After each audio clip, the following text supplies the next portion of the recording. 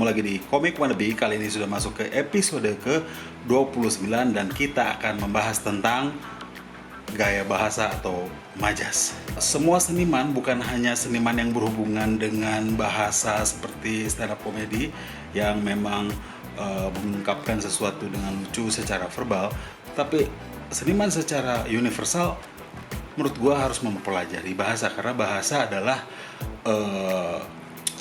cara manusia berkomunikasi yang paling umum. Seorang fotografer, dia melakukan pendekatan terhadap objek fotonya. Seorang kepala suku dari sebuah suku yang hidup di daerah terpencil mempelajari bahasanya, mempelajari gaya hidupnya, supaya dia ada keterkaitan, dia dan objek fotonya ada suatu chemistry yang baik. Jadi bahasa adalah sesuatu yang sangat penting dalam berkesenian. Cara mempelajarinya adalah, ya selain di sekolah, adalah mendengarkan atau membaca kata-kata dari orang-orang yang menurut lu hebat lah, atau idola lu, atau orang yang berpengaruh, influencer lu. Gua tidak terlalu suka mengambil sesuatu yang tidak gua saksikan secara langsung. Misalnya siapa pemain favorit lu? Gua suka Liverpool, gua bilang ya John Barnes, karena saat gue SMP John Barnes itu kadang jago-jagonya. Gue nggak bilang misalnya Kenny Dalglish, karena gue tidak terlalu menyaksikan kehebatan Kenny Dalglish sebagai pemain Liverpool. Jadi speed juga seperti itu. Jadi gue akan ambil contoh bahwa ternyata orang-orang yang melakukan orang-orang yang sukses di bidang tertentu itu sangat pandai dalam memilih kata. Jadi contohnya adalah satu ini, Michael Jordan. I got so many people I can thank. In all the videos, you never just saw me. You saw Scottie Pippen. Every championship I won.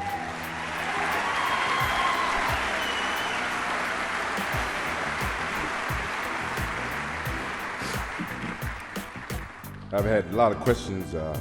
Oke, ini adalah sebuah pidato Michael Jordan ketika dianugerahi Hall of Fame. Dan ditunjukkan sebelumnya adalah ketika dia mendapatkan cincin kejuaraan NBA.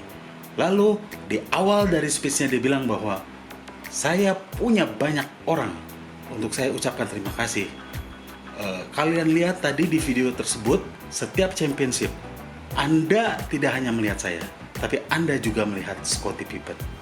Kenapa dia tidak bilang bahwa ada Scottie Pippen yang membantu saya untuk memenangkan semua cincin, tapi dia menggunakan gaya bahasa repetisi. Anda tidak hanya melihat saya, Anda juga melihat Scottie Pippen. Ada penegasan. Ini mungkin sesuatu yang tidak lucu, tetapi lu bisa gunakan bahwa repetisi itu adalah sesuatu yang penting ketika lu melakukan speech. Karena stand up comedy adalah speech yang atau pidato yang lucu, ya kan? Jadi gaya bahasa repetisi itu sebenarnya 1, 2, 3 atau rule of 3 itu gaya bahasa repetisi gitu kan. Jadi secara tidak langsung sebenarnya gue suka stand up comedy karena itu merangsang banyak orang yang mungkin tidak punya ketertarikan bahasa sebelumnya, jadi mempelajari yang namanya rule of 3 atau repetisi dalam gaya bahasa secara umum gitu. Ini luar biasa ya. Banyak gaya bahasa yang digunakan komik, dan ini salah satu yang gue suka adalah gaya bahasa sindiran. Gaya bahasa sindiran tuh banyak, ada ironi, ada sarkasme, ada satir. Gue nggak mau terlalu detail, tapi sebagai contoh ini. But I'd like to thank David Stern and all the NBA community to even just have me in the building.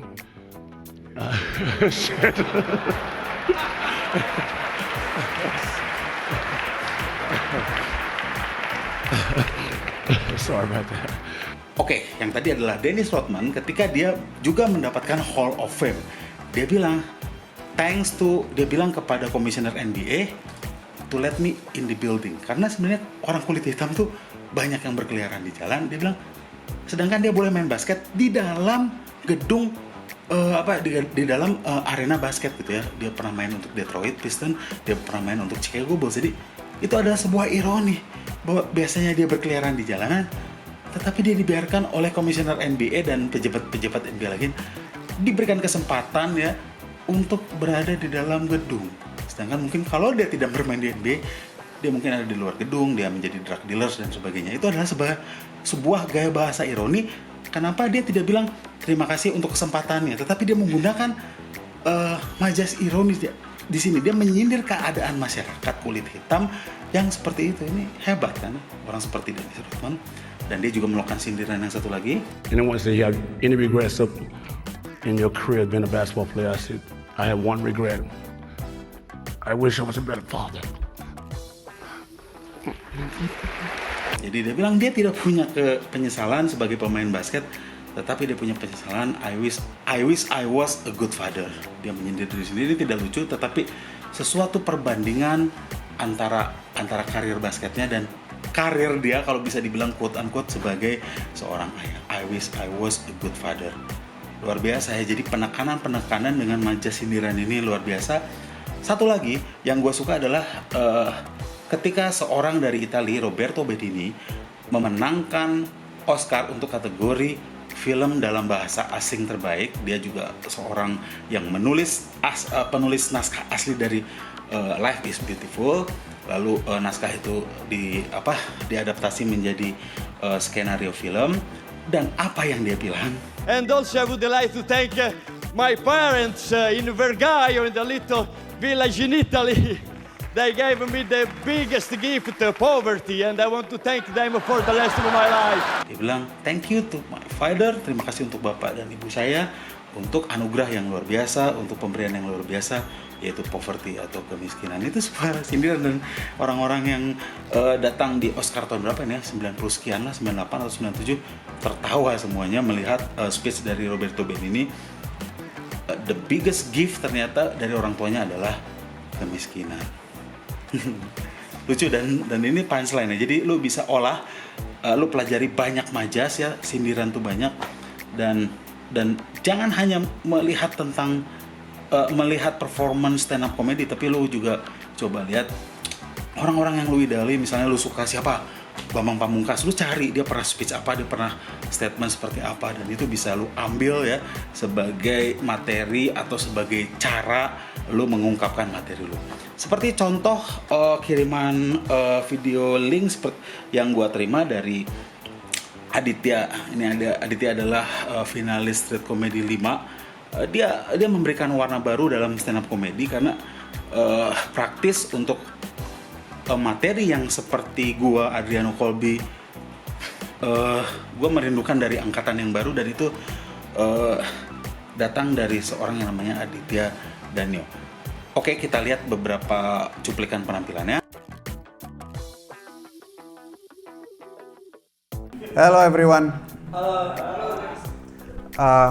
Seorang idola gua, Bung Karno, itu pernah mengucapkan di akhir teks proklamasi kemerdekaan adalah hak segala bangsa. Oleh sebab itu, hal-hal lain sebagainya dapat dipikirkan dalam tempo waktu yang sesingkat-singkatnya. Dapat dipikirkan dalam tempo waktu yang sesingkat-singkatnya, artinya saat itu kementeriannya belum siap dan sebagainya macam, masih berantakan. Tapi negaranya yang penting dinyatakan merdeka dulu. Yang penting merdeka dulu. Mungkin ini yang menyebabkan Bung Karno punya 9 istri. Jadi pas sama istri pertama udah menikah, istri kedua mau nikah lagi, diingatin semua kata, lu nikah lagi nggak marah bini pertama? Ya, nggak lah. Itu mah dapat dipikirkan dalam tempo waktu yang singkat-singkatnya. Dan ini bisa kalian pakai sehari-hari buat satu hal yang paling penting, nembak cewek. Coba kalian nembak cewek, tembak aja dulu. Tembak aja dulu. Urusan ditolak, dijauhin, dimusuhin, dibaptis, itu urusan belakang. Itu semua dapat dipikirkan dalam tempo waktu yang sesingkat-singkatnya. Bayangin, dengan statement ini, Bung Karno bisa melepaskan negara dari masa penjajahan. Bung Karno aja bisa melepaskan negara dari masa penjajahan, masa kalian nggak bisa melepaskan diri dari masa lajang? Oke, di sini dia mengutip Bung Karno. Hati-hati Aditya, dalam mengutip tokoh penting, walaupun esensinya sama, jangan mengurangi nilai dari materi lu karena lu salah mengutip katanya, karena bukan difikirkan tetapi diselenggarakan dengan seksama dan dalam tempo yang sesingkat-singkatnya. Jadi walaupun maksudnya adalah sama ya, difikirkan kemudian dan sebagainya, tetapi kalimat dari teks proklamasi, apalagi teks proklamasi, sebaiknya kata per kata lu mengutipnya benar-benar supaya lu meyakinkan bahwa lu adalah orang yang kan lu bilang lu ngefans sama Bung Karno, tetapi lu salah mengutip, ini akan mengurangi nilai dari materi lu menurut gua ya, kalau ada orang yang lebih mengerti. Tetapi menurut gua ini termaafkan karena sebenarnya maksudnya sudah tercapai, tetapi alangkah baiknya kalau lu menggunakan kalimat yang persis seperti Bung Karno atau Bung Hatta tulis di teks proklamasi, diselenggarakan dengan sama dan dalam tempo yang sesingkat-singkatnya. Gue rasa riset seperti melihat di Wikipedia atau googling dulu bukan sesuatu yang susah untuk dilakukan ketika lu menulis materi ya. Jadi jangan terlalu malas, dan karena menurut gue juga toolsnya juga sudah disediakan. Lalu kita lihat materi yang seperti ini. Namanya nggak pernah beli narkoba. Apa itu? Gue nggak pernah beli narkoba, bukan karena gue nggak pingin coba bagaimana, cuman gue Cina, jadi terlalu perhitungan. Sabu-sabu itu yang gue tahu ya, 1 gram itu 1,7 juta. Emas 1 gram 500.000. Jadi pengen gue, mending gue beli emas. Terus gue beli emas, harganya naik, gue jual di bursa. Kan gue untung, kecuali sabu-sabu dijual di bursa. Jadi namanya IHSG, saham IHSG, indeks harga sakau gabungan. Oke, di sini dia mengutip bahwa bagus sebuah komparasi bahwa orang Cina kebanyakan pelit, makanya gua nggak pakai narkoba bukan gara-gara nggak mau, tapi terlalu mahal dia bandingkan dengan emas. Ini suatu yang lucu. Ada suatu saran, lo kan pengen membentuk sebuah citra bahwa lo adalah seseorang yang akademis, lo orang yang kritis. Ada baiknya bahwa lo menggunakan bahasa-bahasa yang akademik. Menurut gua, misalnya menggunakan kata sabu itu adalah bahasa yang menurut gue terlalu raw di telinga ya. Jadi kalau lu pengen kelihatan lebih akademik dan sesuai dengan karakter lu, menurut gue lu bisa googling lagi bahwa sabu itu bahasa ilmiahnya adalah crystal methamphetamine, atau kalau dalam bahasa Inggris disebut kristal aja ya. Jadi lu bilang bahwa lu jelaskan sabu atau methamphetamine atau crystal meth. Nah, sejak itu lu gunakan crystal meth karena lu sudah memberikan referensi awal sabu adalah crystal meth. Crystal meth adalah begini, dan gua rasa materi lu akan lebih kuat, karakter lu sebagai orang yang kritis juga akan lebih kuat dengan pilihan kata atau diksi crystal meth itu gitu kan. Jadi lebih kelihatan keren lah ya. Suka tidak suka orang Indonesia seperti itu, dan nggak apa-apa, itu sah ya. Jadi kita menggunakan perilaku masyarakat dalam kita berkomunikasi melalui materi stand up comedy kita. Selanjutnya di sini kita lihat juga Urusan ditolak, dijauhin, dimusuhin, dibaptis, itu urusan belakang. Orang Indonesia itu punya masalah sama nutrisi. Kalau kalian perhatikan, konsumsi orang Indonesia itu jelek dan nggak bermutu. Apa sih konsumsinya kita? Gorengan, micin, Indosiar. Oke, ada sebuah kritiknya bentuknya adalah repetisi 1, 2, 3 ya. Jadi sebenarnya secara tidak langsung komik-komik ini bukan hanya Aditya dan Nio, tetapi komik-komik yang lain mendalami gaya bahasa seperti repetisi tadi ya, karena rule of three adalah bagian daripada gaya bahasa repetisi. Dan gua rasa ini adalah suatu perkembangan yang baik, karena gua rasa jarang sekali orang-orang ingin mempelajari tentang bahasa, bagaimana dia mengungkapkan perasaan atau mengungkapkan sebuah statement dengan pemilihan kata kalau tidak ada kesenian ini. Jadi terima kasih stand up comedy, terus maju Aditya dan Nio, dan gua mengundang teman-teman untuk terus mendukung program gua. Silakan kirim link videonya ke therealnotslimboy@gmail.com.